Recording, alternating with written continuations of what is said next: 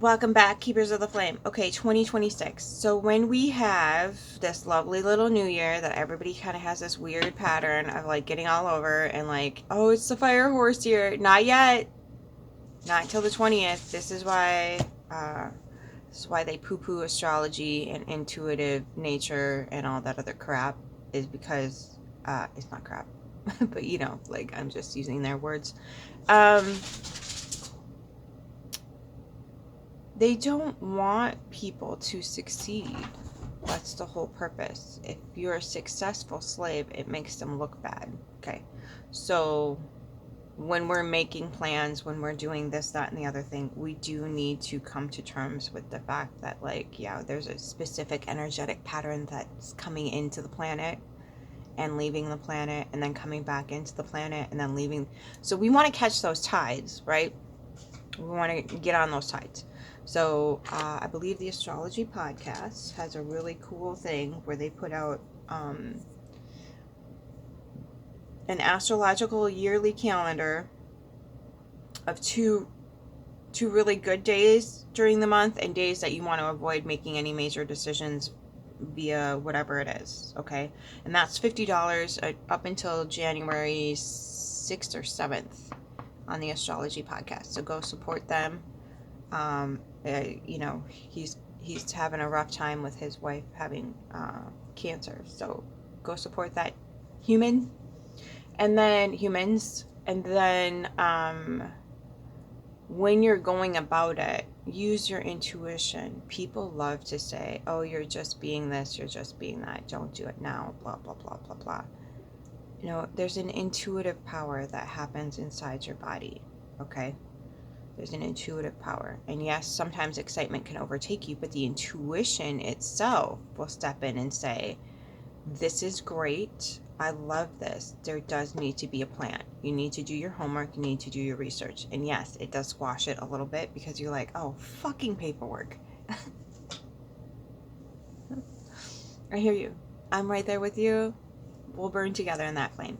But what we can do is harness that sacred excitement and passion into, okay, I really do want this. I want to get it done. Let's do it. Right? So don't let that discourage you. It's just, I know, fucking patriarchy.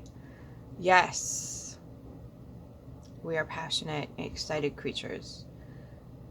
Does the patriarchy allow us to stay that way for long? Not really.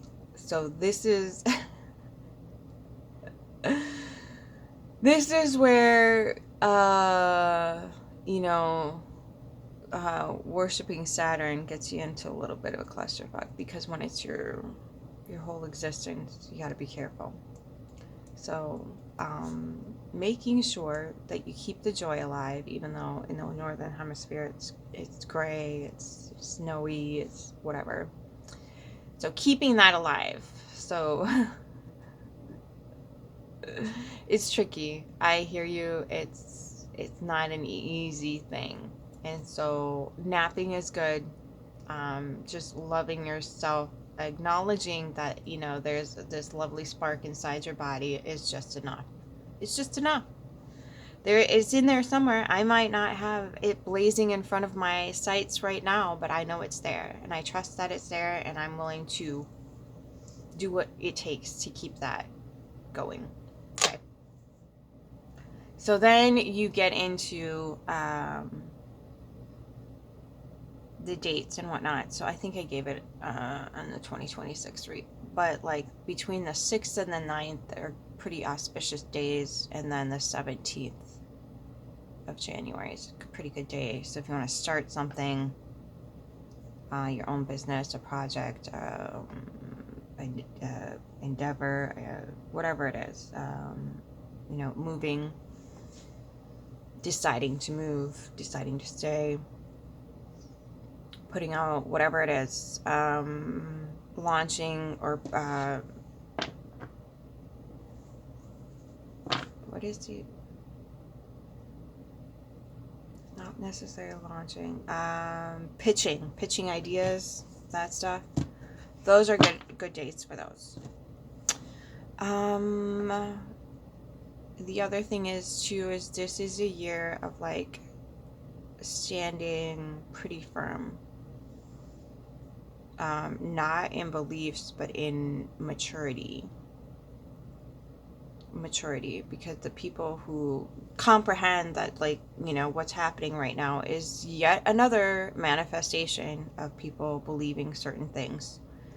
And we are, as the mature collective is finished and over it, and we're like, I'm not even going to try anymore. Like, if that's what you need to survive in the world, then that's fine. But like, in the end, the people that volunteer themselves into that particular mindset are the ones that are going to suffer the worst because of it.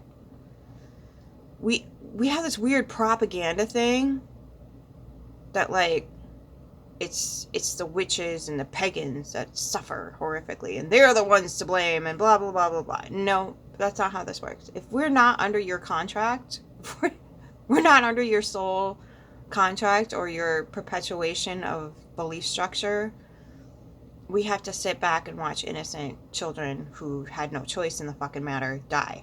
We don't like that. That's the bottom line. Okay, is watching innocent people who had no choice in the matter just biff it. We don't appreciate it. We don't like it. We don't see it as wise and justified. There's nothing good about it. There just isn't. There's nothing wise, sacred, anything about it. There just isn't. There never has been. There never will be. I don't care what your hierarchy overlords has told you about sticking together in brotherhood through war. Whatever. Okay.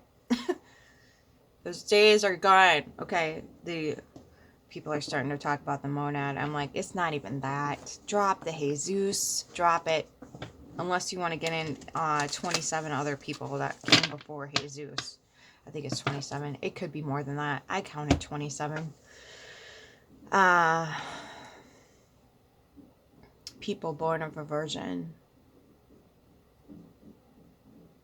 So let's not keep drudging up somebody who didn't really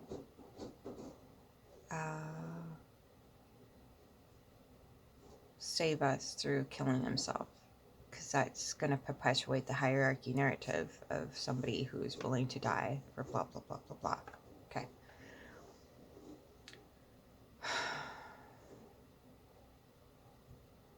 I'm not sure what cluster that falls under, but I'm sure it's one of them. Anyway, so the narratives that we have perpetuated from the past are probably going to peter out this year, one way or another. And we just have to comprehend that, like, we don't play that. Homie, don't play that. Homie, don't play that. It's just, I don't know what else to say to it. Like, all finished. No. And that's the thing, is like the constitution of the person that believes that and is required to believe that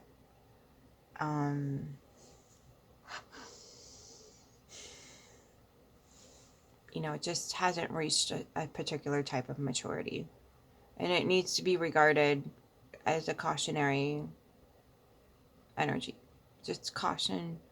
Do not.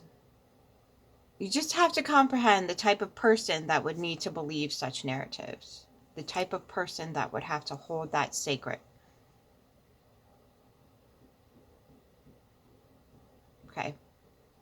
And I'm not asking you to judge. I'm asking you to use discernment and have your own best interests and your own safety in mind.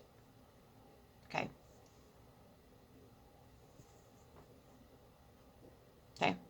Because if they're already cool with a lot of bad stuff because it said so in their holy texts. That's in their soul contract. They're already cool with it. They will tell you that they're not, and they don't appreciate XYZ about their particular soul contract. But at the end of the day, why would you believe something that abusive just so you can believe something that's nice and pretty. Just pick something else to believe in. Fuck, anything other than, like, yes, human sacrifice and child this, that, and the other thing, and just slavery and genocide, and yay, okay? Let's just pick something up. Massive alivings, blowing oneself up. Let's just pick something else. It is that easy. People have this weird notion that it's really difficult. Not anymore. Not this year. It's not difficult. It's not difficult to set that down and say, you know what? I'm gonna do something else with my battery life force energy this year. I'm gonna see if I can get myself out of this matrix here, and pick some, maybe a different one. And that, it's gonna be a digestion. What do they call that?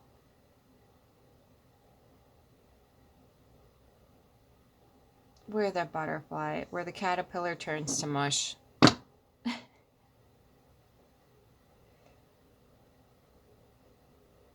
Where you're in the chrysalis, you're turning into mush. It's not digestion. It's, I don't know, absolution, dissolving. Anyway, turning into mush. There's going to be that period where you're going to have to allow yourself to turn to mush because your whole entire structure has been built upon those particular. People like to separate spirituality and biology. Like, no, they're one and the same. You are all a whole person. It does not matter if you just dismantle your belief structure. Your biology is going to change. This is where you get, like, people who believe they can live forever and whatnot. Because if you believe that death is a thing with you can manifest it in your own system. It just happens. This whole division thing needs to, like, all the way off. Okay, everything is interconnected. So when you have beliefs and convictions and all that other stuff, you're gonna get it in your system somehow inside your body. You're just gonna do it. Okay, and so rather than be the victim of the system, you're just gonna be like, I'm gonna leave. I'm gonna leave that behind and see what else I can come up with on my own. And it doesn't have to be anything that's aligned with anything else. You could just, everybody should have their own convictions and belief structures. That's what's going to keep us even.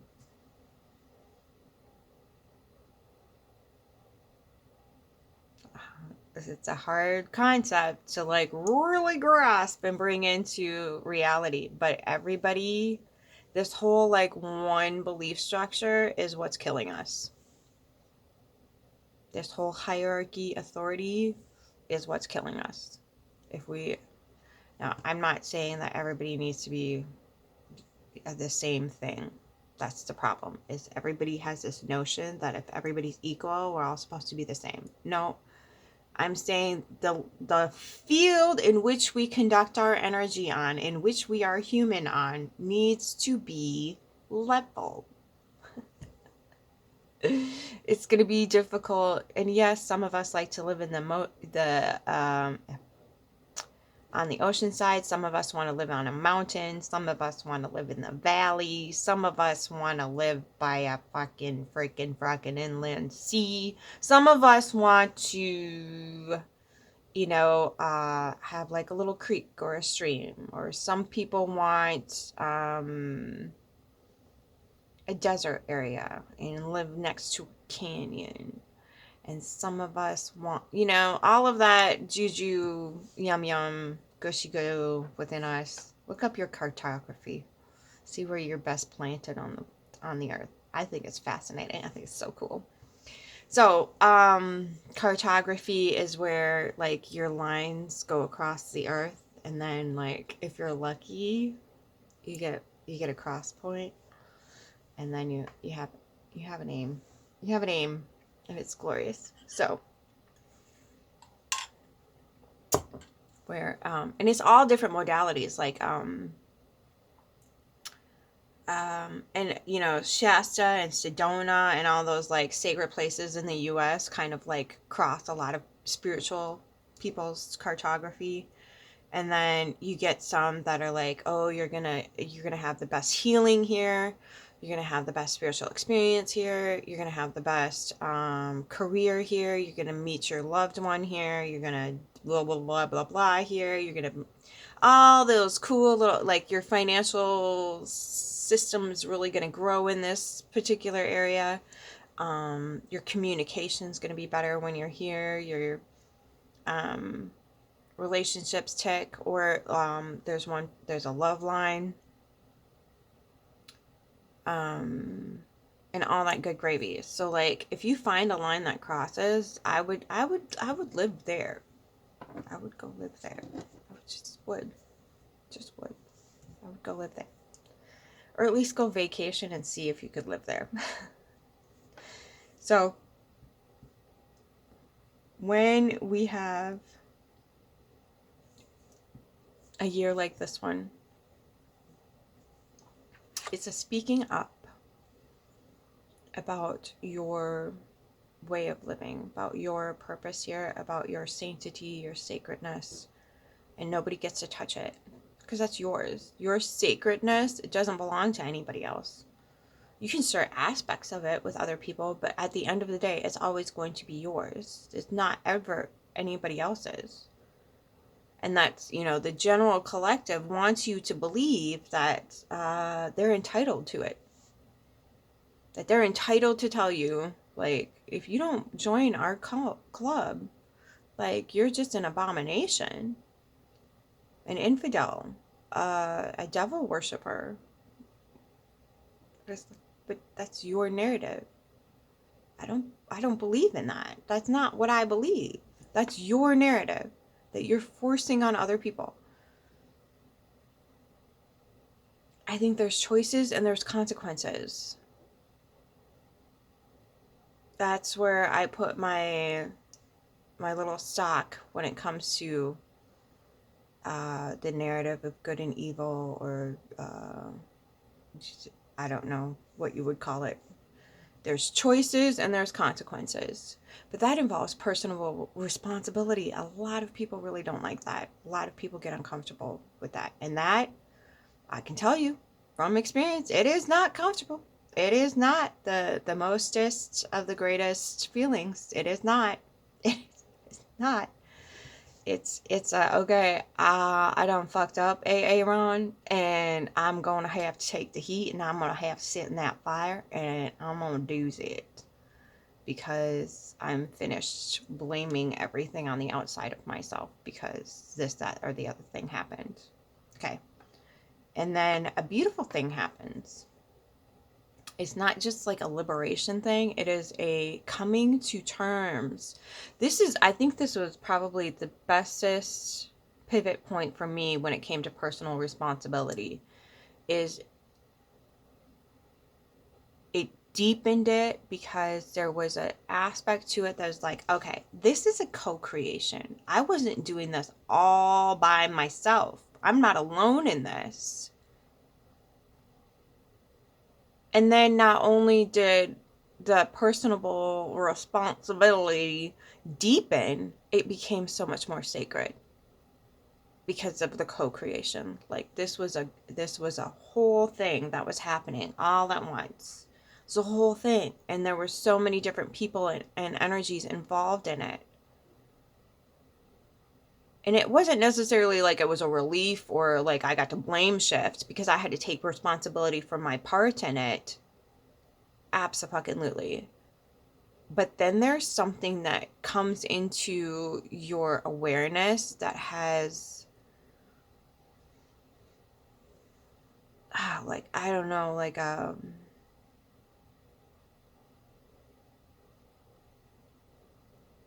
don't want to call it an awakening or an enlightenment. I don't know if that's right. But there is something that anchors itself into your system that is undeniable at that point. And you begin to really, really take your vital life force energy seriously. It becomes more sacred than it ever was before. Because you start to understand that the environment creates the cells, and the cells in turn produce the outcome for you by radiating out It's by default. You don't get to not radiate anything out. It's quite lovely and magical until you realize that, like, you might have misstepped on the manifestation train. Might have misstepped. And that's okay. But there's a learning in that. There's something that's irreversible. Like, there's no going back from understanding how sacred this creation on the planet is. And that's, you get to understand life on a deeper level, and you also get to understand yourself on a deeper level. And then those two things meet in that deep, deep darkness. They meet there. And something gets fused. And there's a new light that lights the path. There's a new light that beams its way through your existence. And it's pretty fucking cool. So, I encourage the burning. The burning voluntarily, not by somebody else's ignoramus, by your own. So, I think that's the other reason why they want us to call it the burning times. They want us to be afraid of it. They want our central nervous system to get triggered by that. So work on it. Get on your witch wound if you haven't dealt with it already. Lilith is in Saggy. So this is the time to get on the witch wound. We are finished burning at somebody else's ignoramus stake. We'll burn at our own. We'll volunteer as tribute and go into those deep, dark depths and then light that flame. That's going to be huge this year. It's going to be huge. A lot of people are going to find their own flames rather than outsourcing it. And that's going to be what drives everything forward. That's going to be the narrative of not only am I sacred, but now I have no choice but to honor the sacred in everybody else, whether they admit it, whether they see it, whether they adhere to it. There is sacred in everyone. It's just been put out so they can't even see it for themselves. And that's, no small, tragic, whatever. But at the same time, now you don't have to deny yours. Now you don't have to live by anything else. Now you don't have to worry about, is Jesus going to smite me tomorrow for XYZ? No, you're going to smite yourself. Listen here, lady. I don't like it.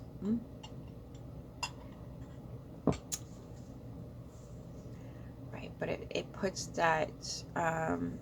and it's not to say that nobody else has, any say over your life, because obviously, just accidentally give your fucking email to the wrong freaking store clerk, and all of a sudden, there's a lot of people having a say in your freaking ear about, weird shit that you never signed up for and you don't want. So just, keep that in mind. Keep that, maybe don't give your phone number or your email out and to a random store clerk so you can get that one deal, right? Because in the end, it's going to be a giant headache. I'm just using small examples. But it does make a difference because it adds or subtracts to the quality of your life for a few bucks. Okay? I mean, I learned that lesson years ago, but still. It's just an example. What else? Yeah, community year. Huge community year. Along with, people realizing how much they can't depend on AI. They can't depend on those structure systems, even though their jobs have been, ripped away from them. The AI is not doing them. I think we've lost the plot. Somebody dropped the plot. Okay? So a lot of it was automotive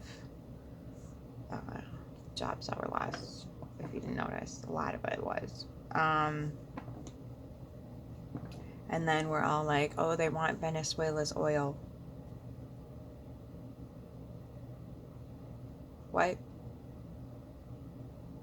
If we're going to have plug-in cars, why the hell would we care about oil? You see what I mean, Vern? I think Venezuela had some really cool ideas about existing in the world, and they don't want those ideas getting out into the general populace. They don't want those ideas getting out into the general populace because they had a good run, and then they had to sabotage it because they were having a good run. It's a threat to the hierarchy.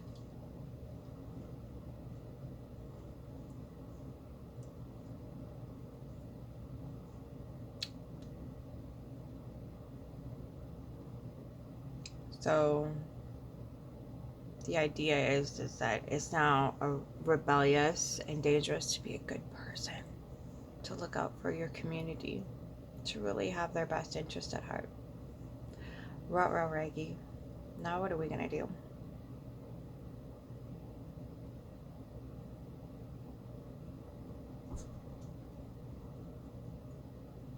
Yep.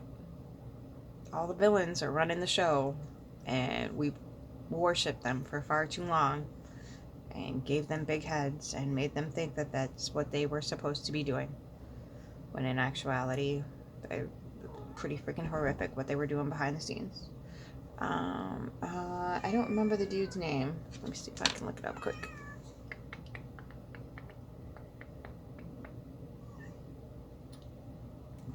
Hi, baby.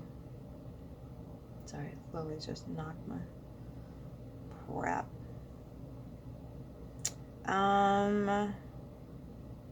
Sugar plum fairies.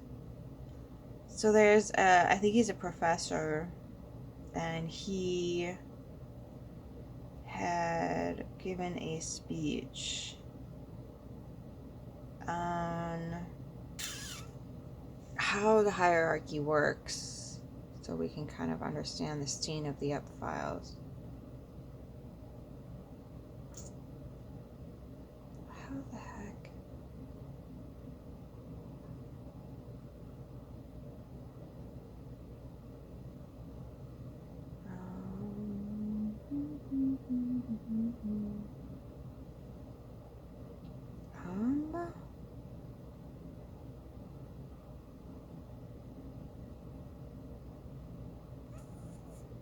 This is peculiar. I don't know. I'm trying to look through my history, and it's so freaking weird.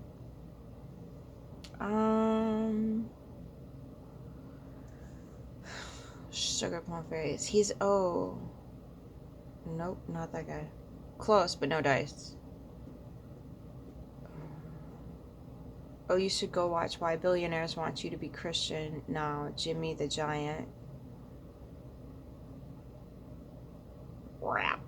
Anyway, he's some like professor, and I think he's from China, so I was like, that's why I'm not like too worried about it. But he was talking about how the hierarchy does the military traumatizing narrative to keep them. That's why they have the rituals with the children, is so that way they're bonded for life by the trauma and the secrets that they have to keep. And I've said this, I think, a few times before. If you're above a certain tax bracket, you have to be in that club because you have too much power with your mullah. So they will make you partake in these particular things in order to be a part of the club and keep the secrecy,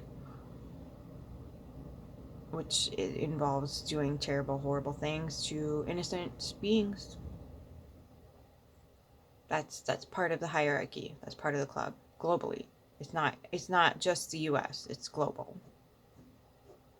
And 2026 is going to get everybody realizing that it's a global cabal. They've been talking about New World Order since the 80s, at least as far as I can remember.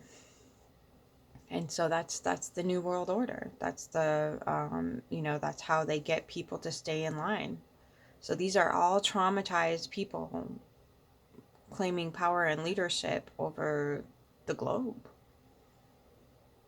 I don't think that's such a great idea, kids. Just saying. And this is where we can turn ourselves to love and build a different system while this one collapses.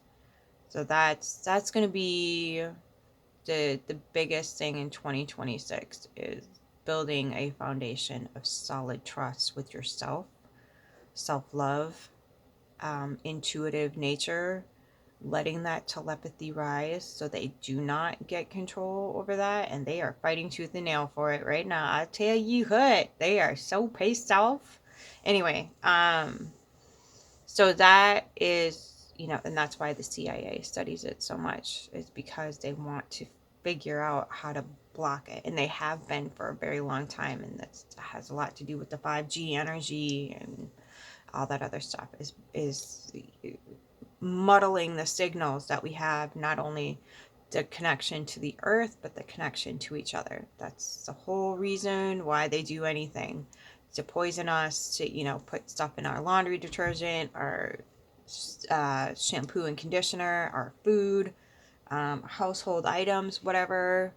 That's the whole reason behind that. They're not, it is malevolent, or malicious. Let's go, it's malicious. It is malicious in nature because they don't want us connected to ourselves or connected. Once you connect to yourself, it's easier to connect with other people who are connected to themselves. If they are not connected to themselves, they're going to have to use a very high quality con game to win you over.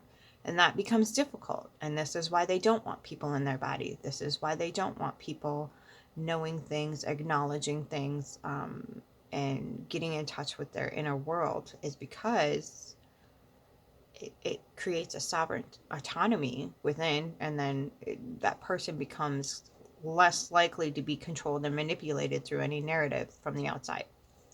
So this is the year for comprehension of that completely, and different modalities of that coming online.